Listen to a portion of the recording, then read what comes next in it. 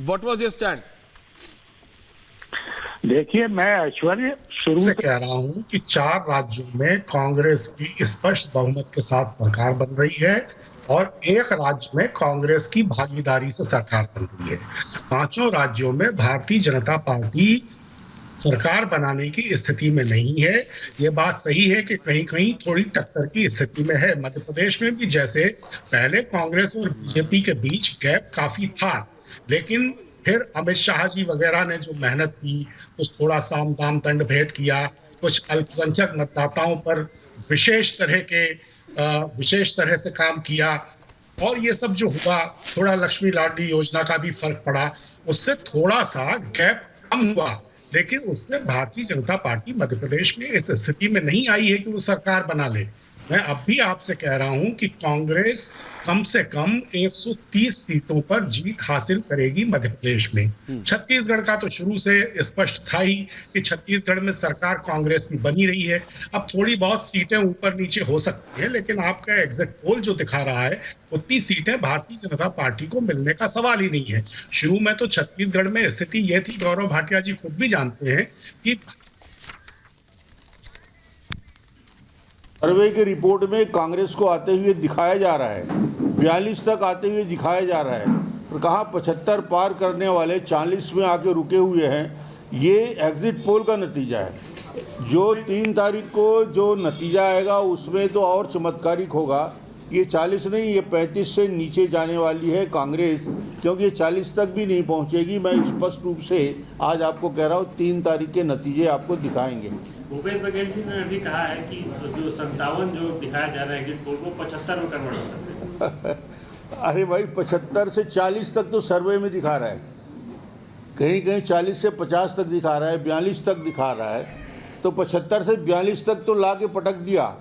वोटों का percentage Bharatiya Janata party 15 से 48 तक हम इनके सर्वे में पहुँचे, मगर ये जो एग्जिट पोल दिखाया जा रहा है वो ऐसा लगता है कि कहीं ना कहीं बस्तर और सरगुजा के जो वोटों का परसेंटेज है उस आधार पर रिजल्ट को लाते हुए नहीं दिखाया है। Thank you. रमन सिंह हालांकि बहुत ज्यादा खुश नहीं दिख रहे हैं क्योंकि जीत नहीं रहे हैं, लेकिन तब भी कह रहे हैं Abhishek is happy in stopping Bhupesh Baghel को 70-75 से 40-45 पर रोकने में खुश हो रहे हैं। No, but he has to also answer why he was almost missing from the campaign. Why the BJP decided to keep it that. Why the BJP was not as aggressive in Chhattisgarh as it was in Madhya Pradesh.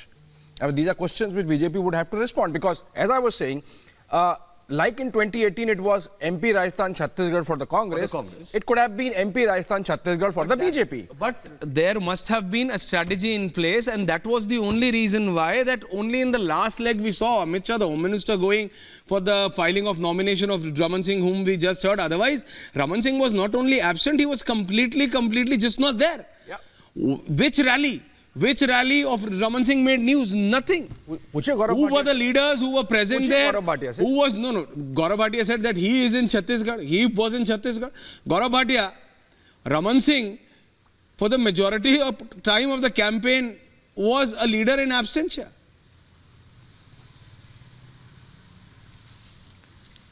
तीन चीजें अभी तक जो वक्तव्य दिया गया उसमें सामने आई। पहली बात कहा गया कि छत्तीसगढ़ में भाजपा अग्रेसिव नहीं थी।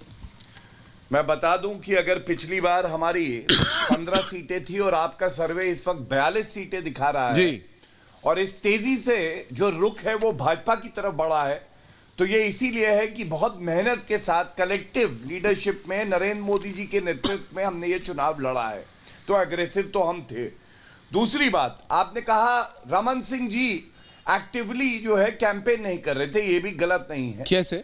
हमारे यहाँ अनुशासन बहुत बड़ी चीज है। केंद्रीय नेतृत्व तय करता है कि किस व्यक्ति की क्या भूमिका रहेगी, और भारतीय जनता पार्टी के केंद्रीय नेतृत्व का यह फैसला था कि हमें ज्यादा लाभ तब होगा जब हम नरेंद्र मोदी जी और सेंट्रल लीडरशिप के नेतृत्व में ये चुनाव लड़के और जो प्रदेश की हमारी लीडरशिप है उसको अलग भूमिका देके चुनाव में जोड़े रहें, और यही हमने किया। और मैं समझता हूं एग्जिट पोल कम से कम ट्रेंड ठीक दिखा रहा है। सीटें थोड़ी कम है, वो भी बढ़ जाएंगी। तीसरी बात सबसे महत्वपूर्ण क्या है जो मुद्दे हमने वहां पे उठाए हैं, जो संकल्प पत्र हमारा आया है, उसको बिल्कुल आप भूलिएगा मत। हमने उठाया लैक ऑफ इंफ्रास्ट्रक्चर डेवलपमेंट। 5 साल में वहां पे विकास हुआ ही नहीं। वहां पे जो झूठे वादे किए गए थे वो पूरे किए ही नहीं गए। उस सब का time is over Gaurav Bhatia. Gaurav Bhatia ji, Janata vote कर चुकी है। तीसरा, वो सारे इश्यूज पे आपको जनता वोट कर चुकी है।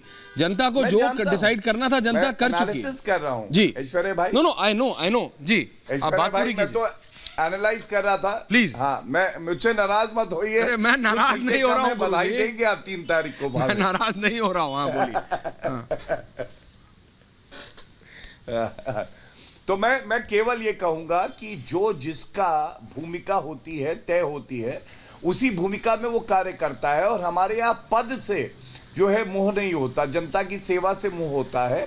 और इसीलिए ये जो 42 सीटें आपका सर्वे दिखा रहा है, मैं समझता हूं ये हमारे लिए उपलब्धि है कि सारे पोल पंडित कह रहे थे 15 सीटें आएंगी छत्तीसगढ़ में, और कहां 15 सीटें और कहां 42 सीटें तक तो आपका एग्जिट पोल पहुंच गया है। और 45 बहुत पास है। हमें उम्मीद है कि हम 50 का आंकड़ा पार करेंगे छत्तीसगढ़ में। चलिए, उम्मीद पे दुनिया कायम है, लेकिन